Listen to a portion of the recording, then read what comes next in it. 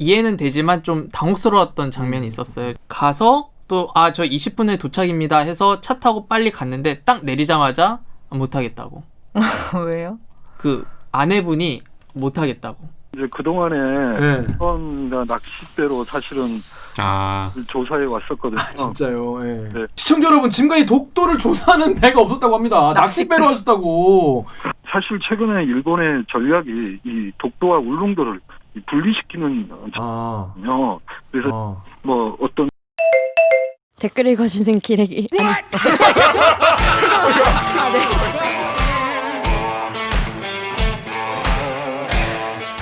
댓글 읽어주는 기자들 찔렀네. 기레기 아닙니다. 지금 여러분은 본격 KBS 소통방송 댓글 읽어주는 기자들을 듣고 계십니다. 1부 넘넘 잘했어. 그런데 2부는 더 재밌게 보면 어떨까? 1부보다 더 재밌는 2부, 오늘도 기대되신다면 좋아요와 구독 버튼 눌러주세요. 1부가 더 재밌지 않나요? 아니에요? 네. 이 KBS가 또 재난 주간 방송사 아니겠습니까? 그렇죠. 저희가 그래서 재난 때 제일 잘해야 되고 제일 긴장도 많이 하죠.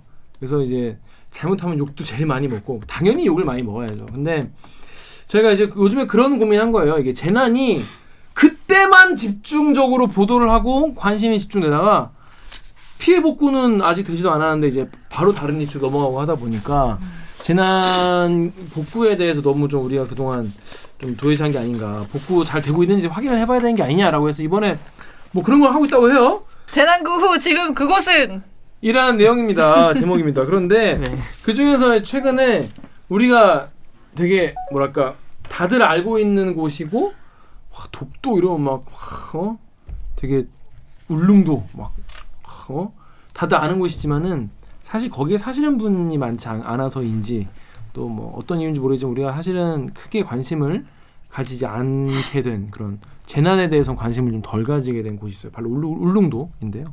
울릉도를 직접 그래서 재난이 그때 태풍이 세게 왔었는데 이후에 어떻게 됐나? 그래서 거기를 다녀온 기자를 이 자리에 모였습니다. 바로 재난방송센터의 재난이네요. 재난방송센터의 이호준 기자 모였습니다. 안녕하세요. 네, 안녕하세요. 자기소개해주세요. 네, 재난방송센터로 이제 부서 이동을 하고 또 처음 뵙겠습니다. 네, 이호준 기자입니다. 네. 이호즙. 예, 즙 기자. 네. 왜? 그때 제가 즙을 많이 먹는다 그래서. 맞아. 즙. 여러분 지금 울릉도는 어떻게 되는지 사실 모르시죠? 사실 저도 전혀 몰랐어요. 그냥 태풍은 이게 짧잖아요. 기간이. 그래서 언제부터 와서 몇 시간 동안 한반도를 와장창창하고 이제 뭐 동해 뭐 북쪽으로 뭐 북동해상으로 빠졌습니다. 그럼 이제 휴 안심 뭐 이런 거 아니겠습니까? 네네네. 근데 사실은 그렇게 휩쓸고 간 다음에 울릉도는 또 따로 영향을 받고 재난이 그렇게 휩쓸고 가서 제대로 복구도 안 되고 있어가지고 굉장히 사시는 분들 힘들다 이런 내용이었던 것 같아요. 네네. 일단 울릉도 기사 댓글 하나부터 소개를 해드릴게요. KBS 사이트에 J님께서 울릉도 주민께서 이렇게 고초와 피해를 겪고 있는지 몰랐습니다. 이제라도 더 많은 관심을 기울여야 할 것 같다. 국가의 행정적 지원 그리고 국민 모두의 관심이 더 많아지고 있기를 바랍니다. 독도와 울릉도를 지키기 위해서 최선을 다해주시는 모든 분 감사합니다라고 하셨는데 어떤 내용이길래 이렇게 문제가 관심과 이런 게 필요하다고 하시는지 일단 뭐 기사 보신 분들 아시겠지만 일단 요거에 대해서 취재를 하면서 울릉도를 가야겠다고 생각하게 된 계기는 뭐예요? 예, 울릉도의 피해가 극심해서 그 테트라포트가 그 도로 위에 올라가 있었잖아요. 맞아요. 그래서 항구 방파제 등 상당수 기반 시설들이 무너졌습니다. 50톤짜리 테트라포트가 올라와 있던 자리입니다. 현재는 부셔 한쪽에 치워진 상태입니다. 도로는 아직 복구되지 않았습니다. 차들은 우회도로를 통해 다니고 있습니다. 9월까지는 취재가 됐는데 이제 한 2-3개월 조금 이제 계절이 한번 바뀔 때쯤 그때 지금은 또 어떨까 싶어서 한번 전화를 먼저 돌려봤더니 여러 가지 문제점이 있어서 그러면 우리가 한번 가서 생생히 찍어보고 주민들 얘기 한번 귀담아 듣고 그래서 그거를 좀 많이 전달해 보자라고 해서 다녀왔습니다. 근데 보통 이제 이런 게 생기면 제가 거기 주민이면은 되게 막 고맙고 빨리 와줬으면 좋겠고 많이 좀 도와주고 싶고 그렇게 취재를 좀 협조를 많이 해주고 싶고 그럴 것 같아요. 그런데 취재 상황 자체가 좀 생각보다 녹록지 않았다고 들었어요. 네, 뭐 협조해 주시는 분들 덕분에 제가 잘 촬영을 하고 왔는데 이해는 되지만 좀 당혹스러웠던 장면이 있었어요. 저희가 서울에서 저희 인터뷰 가능할까요? 저희 언제 찾아뵐 예정이다. 네. 뭐 섬에 계시냐? 네. 이렇게 해서 다 조율하고 갔는데 가서 또 저 20분에 도착입니다 해서 차 타고 빨리 갔는데 딱 내리자마자 못 하겠다고. 왜요? 그 아내분이 못 하겠다고. 그 피해를 겪으신 분이. 예, 그러니까 피해를 겪으신 남편분은 오케이를 했는데 제가 막상 가서 보니까 그 부인께서 우리 못합니다 딱 이러는 거예요. 왜요? 저희 취지를 다 설명드렸죠. 설명드렸는데 저희가 뭐 어디에도 나가고 뭐 KBS에도 나가고 다 인터뷰했는데 결국은 바뀐 거 없고 이름 실명 다 나가고 여기 울릉도 빤한데 그래봤자 우리 찍히기밖에 더하냐. 바뀌지도 않는데 입 아프다. 뭐 이렇게 해서 좀 당혹스럽게 갑자기 인터뷰가 취소가 된 거예요. 바로 옆에 건물 가봐도 왜 하냐고. 입 아프다 뭔 소용이냐고 하면서 계속 날은 저물어 가고 있는데 인터뷰가 안 돼서 뭐 입이 바짝바짝 마르고 어떻게 해야 되지? 뭐 일몰이 한 20분 남았는데 이게 저녁이 되면 또 잘 못 찍잖아요. 또 실내밖에 안 되고 그러니까 되게 당황스러웠던 기억이 있어요.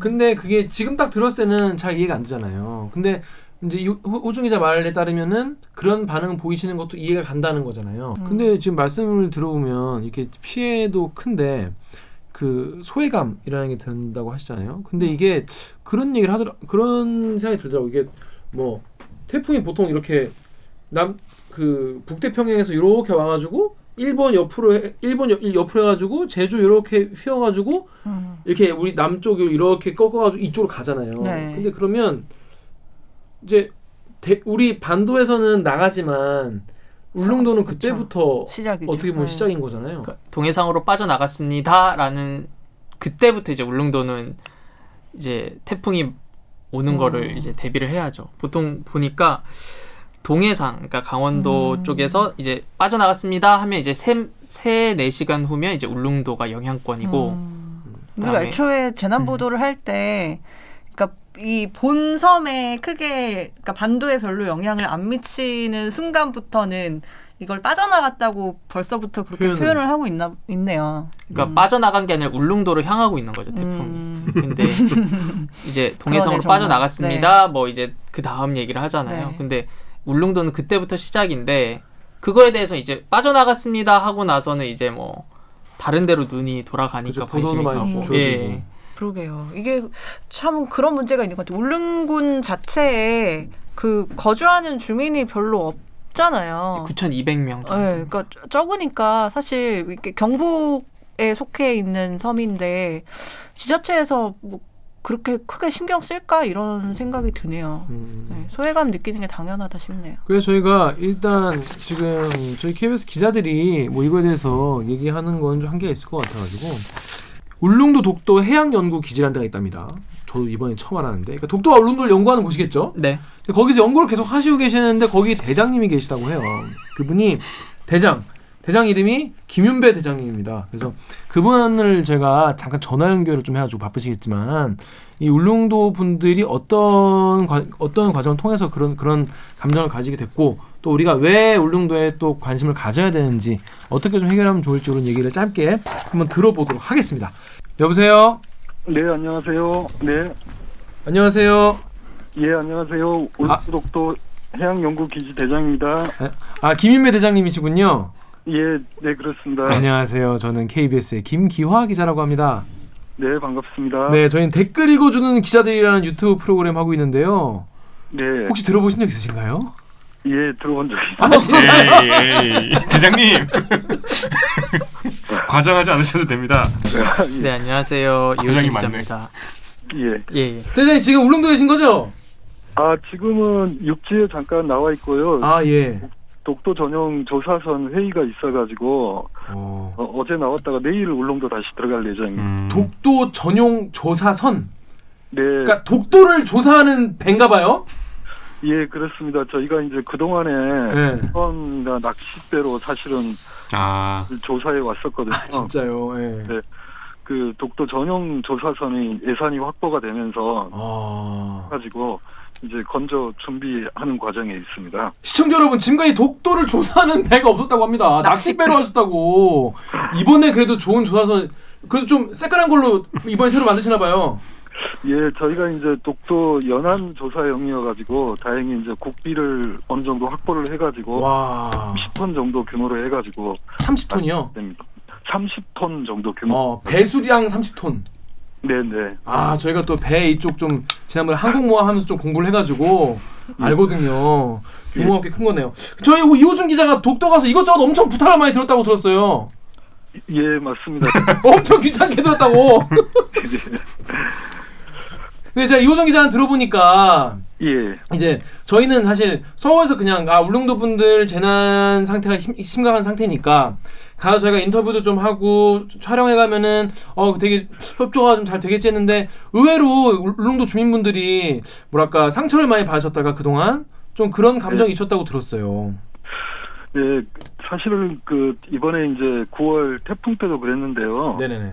예, 그동안에 이제 울릉도가 동해 한가운데 있기 때문에 네. 이 자연재해에 그동안 굉장히 취약을 했었거든요. 네네. 이제 이것뿐만이 아니고 우리 이제 교통 문제, 뭐 교육, 문화, 뭐 의료 이런 부분들이 그렇죠. 주민의 기본적인 삶의 이제 여건들이 굉장히 취약한 지역이거든요. 네네.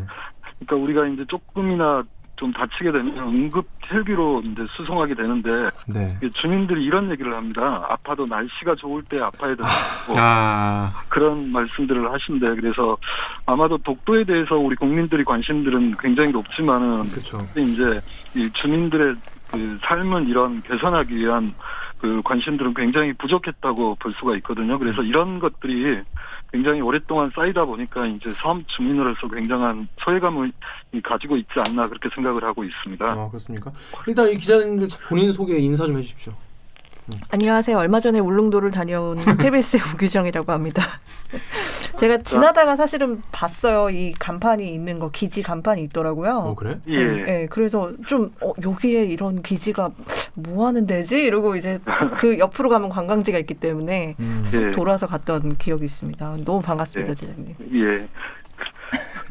정 기자 자기소개해 주시죠. 예. 저 아까 들어봤냐고 여쭤봤었던 정현욱 기자고요. 예. 이 저기 울릉도 그 주민은 아니신 거잖아요? 아, 저는 이제 2014년부터 주민으로 살고 있습니다. 그래서 그 실례지만 그러면 가족분들도 같이 계신 건가요? 지금은 가족들하고 없는데요. 이제 2014년에 들어오고 5년 동안은 같이 있다가 거의 뭐 교육 문제 때문에 주민이나 마찬가지시네요. 그렇네요. 저 근데 제가 이제 이호준 기자한테 전해 듣기로 이 재해가 사실은 뭐 거기가 태풍이 사실은 제일 큰 재해인 거죠? 아무래도 태풍 같은 경우는 뭐 재해 중에 일부라고 할 수가 있고요. 아, 그래요? 경우에는 이제 저기 뭐 겨울철이라든가 뭐 봄도 그렇고 굉장히 높은 파도가 뭐 10m 이상의 파도가 수시로 이제 들이닥치거든요. 예. 그런 부분도 있고 뭐 저도 직접 경험했지만 여기에 이제 영화에서는 일어날 법한 터널이 붕괴되는 일이 있었거든요. 터널이 무너진다는 거예요? 네, 터널이 이제 낙석 때문에 그 낙석 붕괴가- 때문에 터널이 무너져요? 예, 어떻게 그럴 수가 있지? 사례가 있었습니다. 그래서 이게 이제 그 울릉도 해안가들이 주로 이제 가파른 절벽으로 돼 있기 때문에 네네. 이렇게 이제 강풍이라든가 집중 호우 때 낙석 피해들이 많이 발생을 하거든요. 네. 그런 그러니까 터널이 붕괴되는 그런 일도 있고 그렇습니다. 그래가지고 한 섬 주민들이 한 뭐 일주일 넘게 저도 뭐 직접 경험을 했지만 그런 재난 사례도 있습니다. 이 재난의 수준이 상상을 초월하네요. 그러니까. 맞습니다. 그냥 이렇게 편하게 얘기할 수준이 아니네. 근데 이게 이런 게 발생을 해도 거기에 뭐 중장비가 들어가서 네. 작업을 해야 그런 거를 좀 이제 복구 같은 걸 할 수 있지 않습니까? 예. 근데 그게 이제 그냥 우리 이제 육지랑은 좀 다를 것 같아요. 그러니까는 난이도가? 울릉도 말씀하셨지만 울릉도 재난 복구 인프라가 정말 열악하거든요. 예. 이제 대부분의 자재들을 이제 육지에서 이제 수송을 해야 되겠고요. 네. 또 한편으로는 이제 수송을 한다고 하더라도 이제 바다 날씨가 굉장히 안 좋지 않습니까? 그래서 이제 공사 기간도 많이 걸리고 또 해상 수송을 해야 되기 때문에 비용도 엄청나게 발생을 하고 그다음에 이제 그냥 복구 자재가 아니라 말씀드렸지만 뭐 10m 이상의 파도들이 수시로 발생을 하기 때문에 웬만한 이제 공사 자재로는 버티기가 어려운 거죠. 그래서 이런 조건들 때문에 굉장히 울릉도가 뭐 육지에 비해서 뭐 몇 배 이상 복구 비용이 또 되는 게 또 현실입니다. 대장님, 그 저희가 잘 몰라서 그런데 이 배로 이 자재를 운송하는 비용 있잖아요. 예. 뭐 바지선 같은 걸로 이제 아마 실어가지고 올 것 같은데 그런 게 대충 규모가 얼마 정도 돈이 얼마나 들어요? 보통 하루에 한 1,000만 원 정도 든다고 생각을 하시면 될 것 같습니다. 1,000만 원이요? 네, 배 규모에 따라 달라지는데 예. 바지선 같은 경우는 예. 하루에 보통 뭐 임차 비용이라고 하는데 보통 한 1,000만 원 정도 소요가 됩니다. 그러면 기본적으로 뭐 중장비를 들여오거나 건축 자재 같은 걸 들여올 때 기본적으로 플러스 1,000만 원은 계산을 하고 들어가야 되는 거네요. 그렇죠, 얘가 지금 특히 이제 이쪽이 뭐 그 해안가 같은 경우에는 또 해안 일주도로가 또 없는 경우도 있거든요. 그래서 배로 수송을 해야 되는 경우가 또 대부분이기 때문에 굉장히 공사가 난공사라고 할 수가 있죠. 쉽게 말해서. 대장님, 근데 그러면 같은 재해가 나도 예. 이제 육지에서 같은 재해가 난 거랑 울릉도가 재해가 난 거랑 예. 들어가는 돈의 규모가 다르게 계산하는 게 맞는 거겠네요. 그러면. 저희가 쉽게 말해서 울릉도에서 이제 건물 뭐 이런 거 지을 때도 보통 액수가 보통 한 뭐 육지에서 100만 원이다 그러면 여기에는 한 3,400만 원을 평당 이렇게 생각을 해야 되거든요. 이제 또 여기에 뭐 인건비랄지 또 뭐 그런 부분들도 추가되고 쉽게 말해서 여기가 기름값이 육지보다 평균 한 300원 정도가 계속 비싸거든요. 네, 그렇더라고요. 예, 뭐 그런 부분도 있고 그래서 뭐 근데 이제 그런 부분들을 보통은 우리가 이제 국가 뭐 재난 뭐 복구 기준이라든가 그런 부분들이 사실은 섬 지역 울릉도도 그렇지만 모든 섬들에게 이렇게 일괄적으로 이렇게 그 판단하기는 굉장히 좀 뭐 책상머리 방식이지 않을까 뭐 그런 생각을 하고 있습니다. 이게 근데 아까 이호준 기자한테도 들었는데요. 이렇게 된 게 지금 뭐 수십 년째 그렇다고 들었어요. 그러니까 이번에도 그 파도 19.5m로 인해 가지고 50톤급 테트라포드가 이렇게 터널로 들어갔었는데 네. 이 예전에 이제 태풍 매미 때도 그렇고 그게 수시로 사실은 들어가거든요. 아, 진짜요? 거기 자기 집 어떻게 그렇게 들어가지? 뭐 저희가 예전 사진도 그런 사진도 가지고 있는데 예.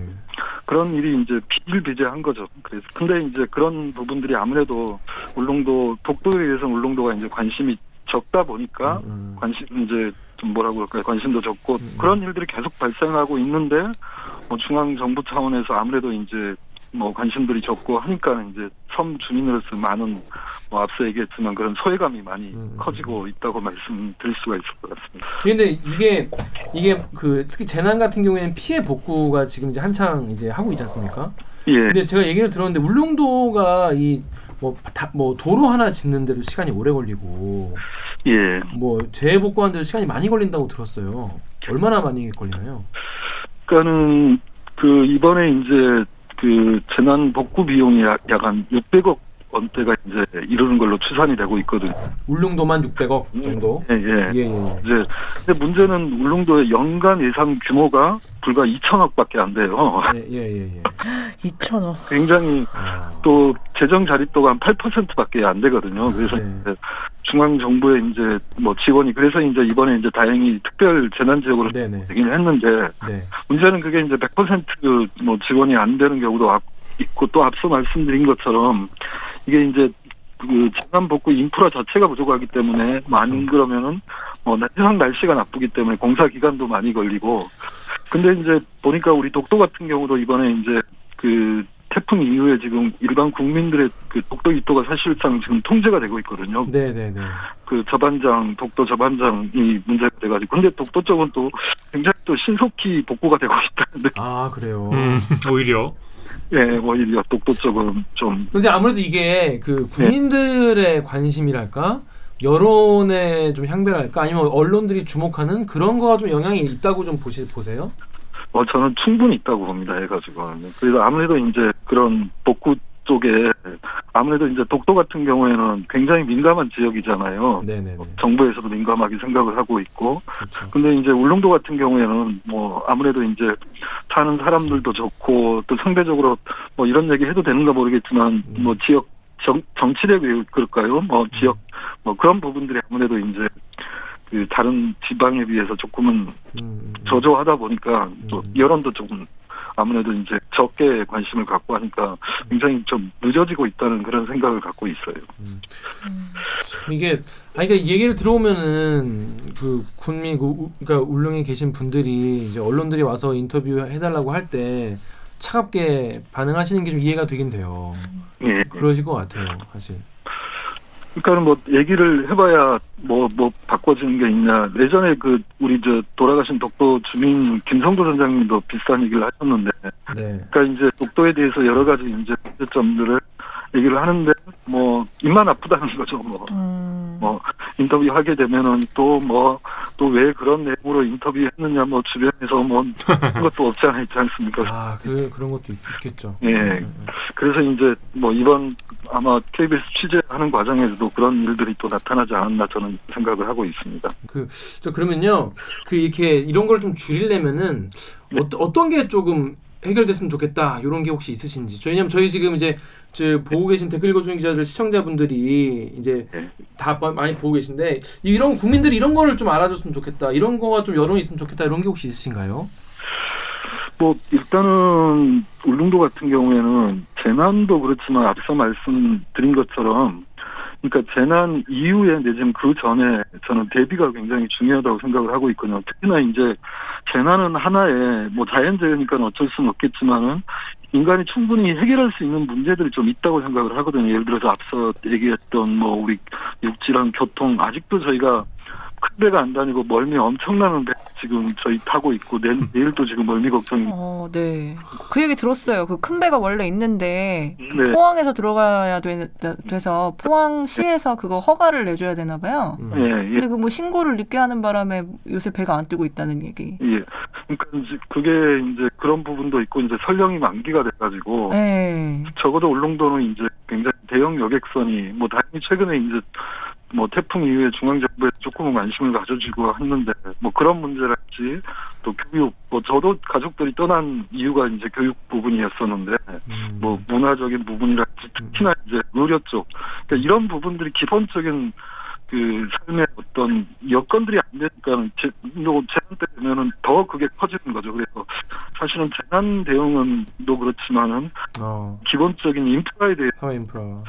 재난 같은 경우는 충분히 우리가 이제 자연재해니까 어떻게 보면 어쩔 수 없는 문제지 않습니까? 그걸 빨리 복구하는 부분이지만은 금방 말씀드린 뭐 교육 문제랄지 의료 부분은 충분히 우리가 그 어떤 인위적인 뭐 부분이니까 그런 부분에 조금 더 뭐 좀 관심이 있었으면 좋겠다는 생각을 가지고 있습니다. 그렇죠.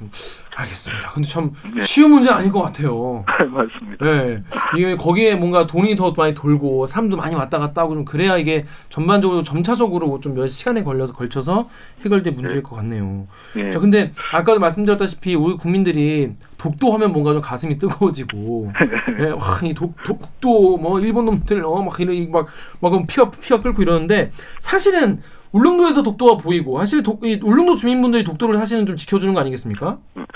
그러니까는 실제 우리가 이제 그 잘 아시는 우리 독도 의용수비대 같은 경우에도 의용수비대 50년대 우리 독도를 맞아요. 지킨 분들이신데요. 울릉도 그분들 구성이 전부 다 울릉도 주민들로 구성돼 있었거든요. 그리고 현재도 우리 독도 어장의 어떤 수산물을 채취하면서 독도 어장을 관리하고 있는 주민들도 우리 울릉도 어민들이고 뭐 독도 경비대 같은 경우도 늘상 뭐 독도를 경비하는 게 아니라 울릉도 해안가를 지키면서 교대로 근무를 하고 계시거든요.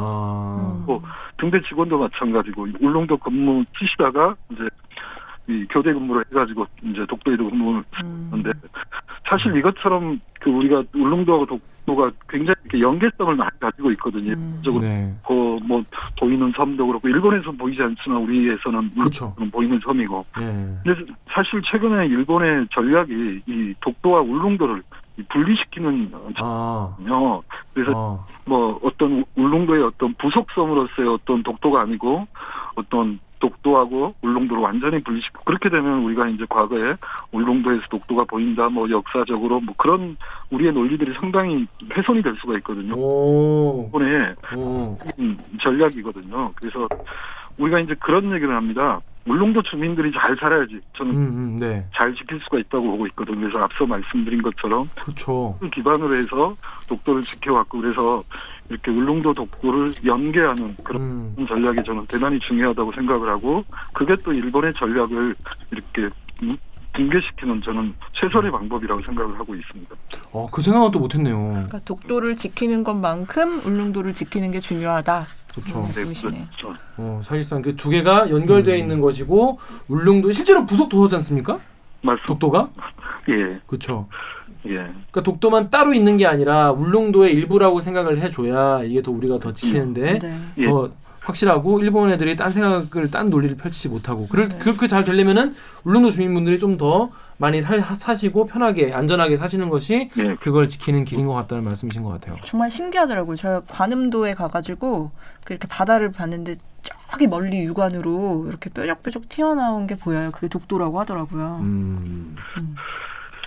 날씨가 좋은 날은 한 연간 보통 한 4-50일 정도 보이는데 또 네. 그렇게밖에 안 보이는 이유가 우리나라에서 가장 흐린 날이 많은 지역이 통계적으로 또 울릉도거든요. 그래서 보이지는 않지만 어찌됐든 하여튼 간에 우리 주민들이 독도를 우리 경기대 대원들도 마찬가지고 이렇게 순환 근무하면서 울릉도랑 그렇게 지키고 계신 거죠. 알겠습니다. 대장님 근데 저 개인적으로 궁금한데 예. 이 김윤배 대장님은 실제로 평소에 뭘 연구하시는 거예요? 독도 배 타고 다니면서 뭘 연구하세요? 저희는 그 울릉도 독도 해양연구기지라고 예. 바다 속에 이 바다 생태계랄지 저희가 또 독도 바다의 어떤 해양 보호 생물이랄지 어떻게 바뀌고 있고 바닷물은 어떻게 바뀌고 있고 또 그거에 따라서 어종들은 또 어떻게 바뀌고 있는지 그런 연구들을 진행하고 있습니다. 그렇군요. 근데 이번에 이제 새로 배를 또 장만하셔 더 조사를 잘 할 수 있겠네요. 맞습니다. 해가지고 그렇구나. 내년 아마 취항을 할 것 같습니다. 언제요? 내년 말쯤. 내년 말에 KBS 가야겠네. 이호준 기자가 다시 가는 이호준 기자가 한번 갈 겁니다. 알겠습니다. 대장님 늦은 시간인데 전화 통화해주셔서 너무 감사합니다. 대장님, 네. 울릉도 오징어는 왜 맛있나요?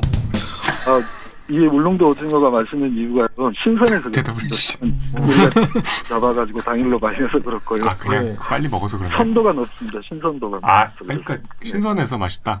네, 또 그런 것 같습니다. 진짜 맛있더라고요. 특별한 이유는 없네요. 오징어는 빨리 죽으니까 신선하면 산오징어 서울에도 많죠. 네. 근데 서울에서 오는 동안 애들이 이제 맥에 빠지는 거지. 네. 야 언제 가냐 이러면서. 비교를 해보셨어요? 예, 저도 비교를 해봤습니다. 뭐 멀뚱이 맛있나요? 멀뚱히 맛있습니다. 그렇습니까? 정말 맛있습니다. 저희가 가면 사주실 겁니까? 예, 알겠습니다. 예, 감사합니다. 꼭 사드리겠습니다. 개소리 하고 있어 대장님이랑. 자 여러분 가장 맛있는 오징어는 울릉도에 가면은 잡은 바로 먹는 오징어가 가장 맛있다고 합니다. 배도 제일 덜 타고 네. 잡자마자 바로 가까운 곳에서. 오징어 내장탕이 맛있죠. 예. 그 오구정 기자가 그렇게 오징어 내장탕 자랑을 하더라고요. 서울에는 없어가지고 자꾸 생각나요. 그거는 이제 바로 신선하니까 그런 일들이 가능합니다. 얘가 네. 신선한 것을 바로 잡으니까. 그렇습니다. 김 대장님 그런 말씀하셨어요. 우리가 독도에 갖는 관심의 10%만 울릉도에 가져줘도 정말 울릉도와 독도를 동시에 다 지킬 수 있다 이런 말씀 해주셨습니다. 그 말씀 하실 때 약간 좀 찡하셨을 것 같아요. 정말. 네. 알겠습니다. 선생님, 대장님 앞으로 그 독도 잘 지켜주시고요. 독도가 아니고 울릉도. 그러니까 독도 이번에 그 배를 새로 뽑으셨다니까. 새로 뽑으셨어. 조사 잘 해주시고요. 저희 KBS도 저희 예. 울릉도와 독도에 대한 관심 정말 끄지 않고 열심히 하겠습니다. 그리고 저 마지막으로 하나 부탁하고 드리고 싶은데. 네, 말씀하십시오. CBS 재난 방송할 때 꼭 우리 동해상으로 태풍이 빠져나간 게 아니라 우리 울릉도를 향하고 있다는 거 꼭 좀 좋겠습니다. 재난 방송할 때 꼭 얘기하겠네요. 네, 명심하겠습니다. 명심. 그리고 대장님 그 댓글 읽어준 기자들 유튜브에 해가지고 구독과 좋아요 좀 부탁드리겠습니다. 알겠습니다. 감사합니다. 감사합니다. 아유, 오징어 먹고 싶네요. 정말 철이 없다 선배는.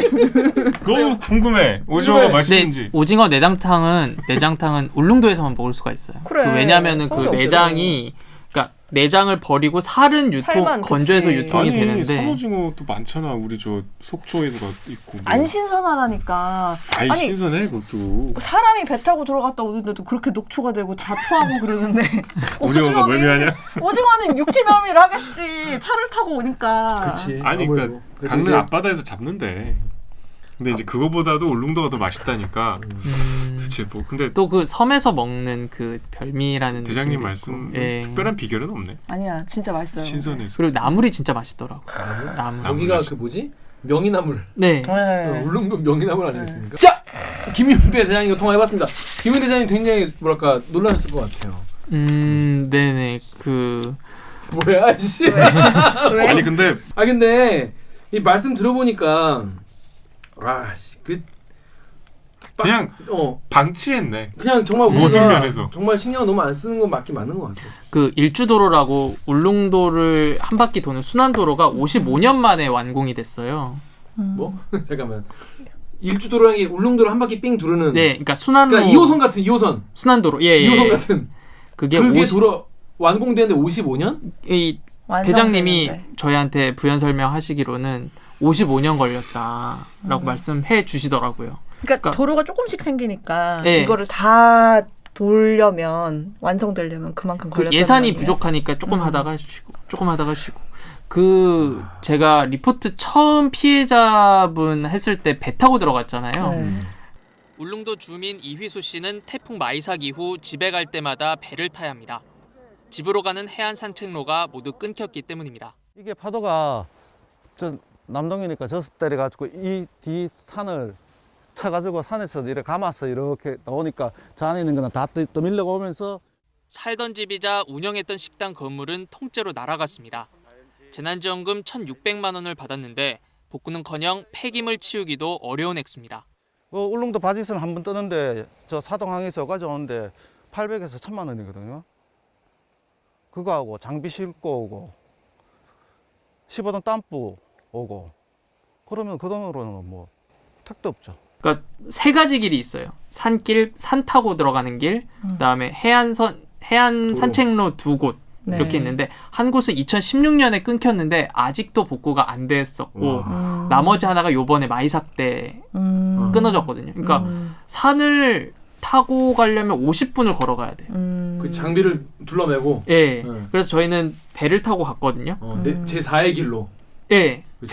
배를 작은 배를 빌려서 타고 갔는데 이게 원래 자갈밭이고 자그마한 항구가 있었는데 이게 바위가 다 올라오다 보니까 배가 엎어졌구나. 접안을 하다가 빵꾸가 났어요. 배? 예, 그래서 저희 다 이렇게 손을 넣고 있어야겠다. 그치. 예, 저희는 뽕 손으로 이렇게 주먹을 예, 받고. 저희는 내렸는데 갑자기 밧줄을 당기라는 거예요. 그래서 네. 다 내리고 선장님이? 카메라 내리고 예. 어. 밧줄 막 당기고 우린 촬영하러 왔는데 왜? 이러면서 약간 어. 했는데 결국 그거를 누가 예인해 가고 일단 촬영을 시작했죠. 저희 아이고. 들어간 지 이제 1박 2일 만에 내일 네. 바로 타고 나와야 되니까 네. 바삐 촬영을 하고 인터뷰했는데 배가 오는 줄 알았어요. 그렇지. 와야 나갈 거 아니야. 저희 배 타고 배가 못 온다는 거예요. 그러니까 빵꾸가 뚫려서 수리하러 들어갔다고. 그래서 와. 저희 어떻게 해요? 저희 다음 스케줄 있고 인터뷰 일몰이 5시인데 네. 빨리 나가야 되잖아요. 네. 그때 3시였는데 네. 걸어가야죠 뭐 이러는 거예요. 이게 바위산이 이렇게 있는 거예요. 네. 저기 몇 분 걸려요? 그러니까 한 40분? 이러는 거예요. 그래서 저는 뭐 드론 장비 메고 뭐 삼각대 들고 뭐 해서 하는데 40분 후에 막 다리가 후들거리더라고요. 그걸 산을 2인치 카메라랑 뭐 예. 다 메고 넘어갔다 거기를? 예. 또 40분 너무 짧은데. 유격이네 유격. 과장해서 다시 얘기해 아니 주면 안 될까? 40분이에요. 40분 딱 걸려요. 40분. 3시간 걸렸다고 해주면 안 될까? 40분 짧은데. 40분 와. 걸려서 저희는 2시간 남았는데 인터뷰 다 스케줄 잡혀 있는데 어떡하지? 막 그래가지고 소장님은 좀 이렇게 실내 촬영이니까 좀 해 지고 나서도 할 수 있으니까 좀 변경하고 뭐 인터뷰 또 시간 조정하고 좀 애를 먹었던 기억이 있어요. 근데 50분, 40, 50분 걸리니까 자원봉사자도 못 치워준대요. 40, 50분 어떻게 타고 와가지고 50분 걸어서 산을 타고 자원봉사? 그러니까 거기가 다 전파가 됐거든요. 집이 아예 부셔져 버렸어요. 다 이렇게 옆에 쓰레기들이 다 있을 거 아니에요. 그걸 좀 치워야 되는데 자원봉사자들도 못 온다는 거예요. 이거 50분 산 타고는 그거 쓰레기 50분 산 타고 그거를 그치. 쓰레기를 수거해서 다시 또 50분 산을 타고 넘어갈 수는 없잖아요. 그치. 현실적으로. 그래서 와. 그냥 리포트 보셔서 알겠지만 그냥 다 그냥 널브러져 있어요. 그러니까 수거 비용만 1,600만 원이 복구는커녕 예, 치우는 수거도. 것도 1,600만 원으로 안 되는 상황이라서 그냥 넉놓고 있고 거기에 원래 식당을 하면서 집도 같이 옆에서 그냥 주무시면서 식당도 했는데 그냥 생계터전과 주거터전을 다 잃어버린 거죠. 그런 분이 어떻게 인터뷰에서 사죠? 그래서 그냥 막막하게 그냥 보고 계시는 거예요. 어디 사신다고? 새로 친척 지금 뭐 아는 지인이 원룸 하나 남은 거 그냥 쓰시라고 해서 좀 항구 근처에서 좀 사시고 지금 뭐 막막한 상황이죠. 진짜 막막한 상황이고. 근데 이런 댓글도 달렸어요. 이 네이버 댓글 우리 정육 씨가 좀 읽을 수 있습니까? WIND 땡땡땡님이 피해액 600억, 재난금 813억, 213억 어디로? 그러니까 피해액이 600억으로 이제 추산이 됐는데 아니 재난지원금에 813억을 주지 않았냐? 213억 원이나 더 얹어줬는데 말이죠. 이게 뭐가 문제냐? 이런 댓글들이 꽤 있었어요. 근데 네네네. 이건 어떻게 봐야 됩니까? 이게 피해액은 600억 울릉군청에서 산정을 했고 재난금은 813억, 814억 들어온 게 맞는데 그러면 더 많이 들어온 거 아니냐 제가 다시 한번 물었거든요. 근데 울릉군청 관계자가 일단 철거 비용도 있고 복구 비용도 있고 이제 더 거센 태풍과 더 거센 재난이 있으니까 더 성능을 더 개선시켜야 되잖아요. 더 보강을 해야 되잖아요. 그러니까 피해를 입기 직전의 모습으로 한 게 아니라 더 강화를 시켜야 되잖아요. 그 공사 비용이 더 들어간 거죠. 그러니까 복구 비용뿐만 아니라 보강하는데 보강 공사까지 비용이 더 해서 들어가 있다는. 이렇게 된 거죠. 근데 피해 600억이 뭐 제대로 추산한 건 맞긴 맞아요. 너무 적게 추산한 거 아니야? 왜냐면 아까 그 전파된 집 같은 거 그거 다시 좀 원상복구 어느 정도 시키려면은 그렇죠. 1,600만 원 가지고 택도 없을 것 같은데? 근데 두 가지로 보면 공공과 민간이 있잖아요. 공공 부분은 이렇게 정확하게 계산이 되고 복구 비용도 실제 울릉도에서 진행될 복구 비용이 계산이 되거든요. 공공시설 그 복구 지원 체계에서는. 근데 민가가 피해를 입은 거는 일단 기본적으로는 그쪽 민간에서 알아서 해야 되는 거고 재난지원금이 정부가 좀 보조를 해준다 정도의 개념이라고 하더라고요. 근데 그게 어느 정도는 맞는 건데 그 리포트 보셔서 알겠지만 이휘수 씨 같은 경우에는 바지선 들어오는 데만 1,000만 원인데 복구 비용은 1,600만 원이면 거의 이게 비현실적인 그 재난지원금이잖아요. 근데 서울도 울릉도도 부산도 다 똑같아요. 아예 다 부셔지면 1,600만 원. 전파. 반만 부셔지면 800만 원. 그 다음에 침수 피해로 있어서 이거를 수리를 안 하고는 도저히 못 살 것 같은 경우에 침수 피해는 200만 원. 딱 정액으로 딱 되어 있거든요. 근데 거기에서 이제 울릉도 도서 지역이니까 좀 고려해서 뭐 몇백만 원 더 올려. 이게 없는 거예요. 그런 기준이 없고 그다음에 지붕이 날아가도 침수 피해는 아니잖아요. 그러니까 지원금을 못 받고. 실제로 요번 반파도 아니야? 지붕 날아간 건? 뭐 그러겠죠. 그러니까 아예 못 받는 거예요. 지붕 네, 실제로 전화해봤는데 피해 신청 건수는 100여 건인데 전파랑 침수 피해로만 10가구만 인정이 됐어요. 재난지원금을 받았거든요. 실제로 탈락되신 분 중에 상당수가 지붕 피해. 바람이 거셌으니까 지붕 피해도 인정이 안 된 거죠. 아예 뭐 공무원 분들이 뭐 울릉도가 미워서 그랬겠어요. 뭐 그런 건 아니겠지만 이게 뭔가 물론 그것도 이해를 해요. 그러니까 이게 일괄적으로 얼마로 해야 어디에도 넘치게 지원되면 그것도 이상한 거긴 하니까. 그리고 또 모든 사정을 다 또 카운팅을 해가지고 또 그거를 계산을 해서 하는 거 사실 행정력이 그만큼 안 되는 것도 있으니까 그렇긴 한데 뭔가 울릉도 같은 이런 특수한 도서 지역이고 또 몇천 명 정도의 사람이 사는데 9,000명, 10,000명 가까이 사는데 그런 경우에는 조금 감안을 좀 했어야 되지 않나 하는데 그것까지는 신경 못 썼다는 거예요. 그러니까 관심이 있고 여론이 뜨거웠으면 그 가산되는 거 정도는 좀 제도 정비가 됐을 텐데 그게 아쉬운 부분이죠. 그리고 좀 굉장히 유연성이 좀 떨어지는 재난지원 제도더라고요. 그러니까 배 선박에 문제가 생겨도 어선은 복구 비용을 받을 수 있어요. 재난지원. 근데 일반 보트 또 여객선은 또 안 된대요. 여객선은 왜 안 돼? 영리추구. 그러니까 어선도 영리추구잖아. 주거와 생계가 있는데 그러니까 그렇게 기준이 조금 어떻게 보면 왜 이게 안 되지라는 의문점이 들 정도로 좀 제도가 개선이 안 됐다고 볼 수가 있는 거죠. 어선은 해주는 여객선으로 생계를 꾸려나가시는 분도 있잖아요. 네네. 그런데 어쨌든 어선만 가능합니다라고 답을 들었어요. 영리와 생계의 구분이 좀 모호한 건 사실이죠. 그것 때문에 어디까지가 영리고 어디까지가 생계인가. 그렇습니다. 자, 그래서 여기 네이버 댓글, KBS 댓글 우리 오기정 기자 읽어주시죠. 네이버에서 메가 땡땡님이 탁상 행정하는 국회의원 및 지역 책임자 반성하셔야 할 것 같네요 하셨고, KBS 사이트에서 로저 007님이 이야 진짜 공무원들 일 제대로 안 하냐? 경북 도지사 뭐 하냐? 하셨습니다. 그러니까 이거를 사실 이런 거는 물론 뭐 행안부가 이제 주무부서잖아요. 네.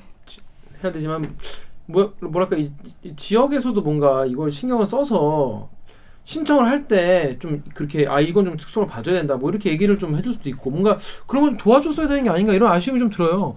지역의 어떤 특성까지 뭐 중앙정부가 다 그거를 다 왜냐면 울릉도만 그런 게 아니니까 제주도도 있고 가고도도 있고 연평도도 너무 있고. 많으니까 그런 거를 좀 지역에 잘 좀 애초에 신경을 잘 써가지고 얘기했으면 좋았을 것 같다는 아쉬움이 좀 들어요.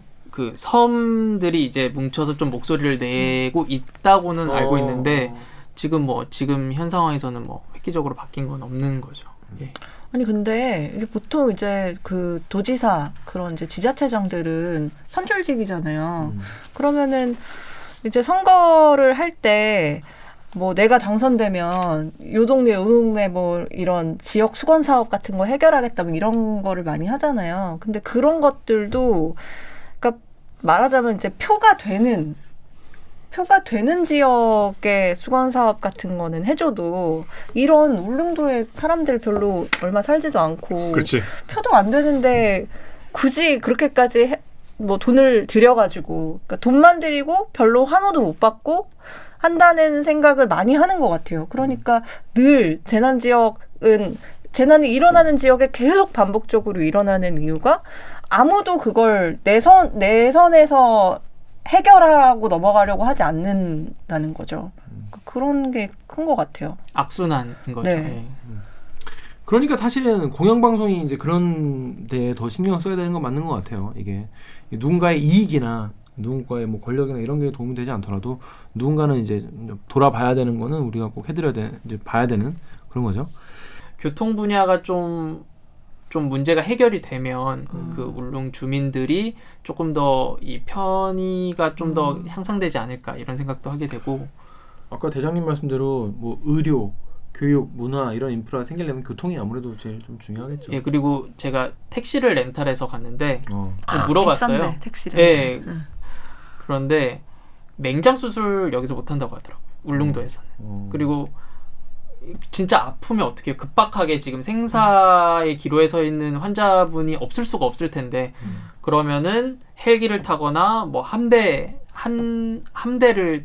타거나 이래야 되는데 군 함대. 군 함대. 근데 거기까지 그렇게 위급하신 분이면 가다가 돌아가신다고 하더라고요.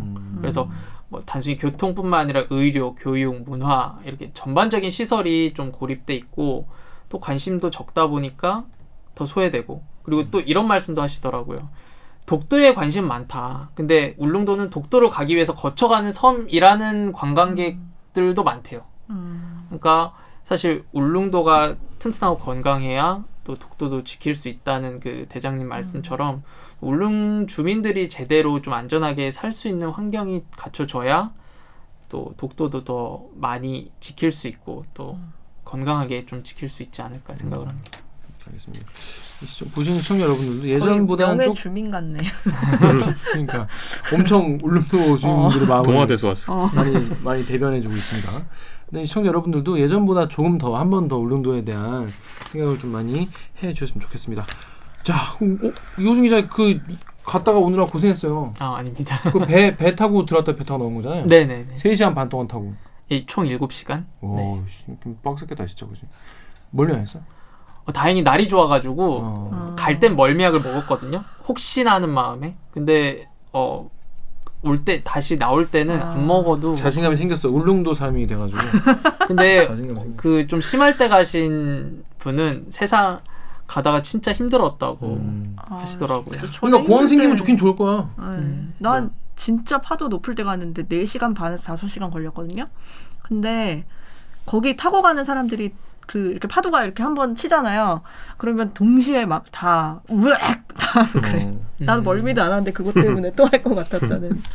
제가 운이 좋게 좀 안전하게 잘 갔다 온 것 같습니다. 그렇습니다. 아무튼 앞으로도 울릉도에 대한 관심을 계속 가져주시길 바라겠습니다. 이호준 기자 오늘 어땠습니까? 네.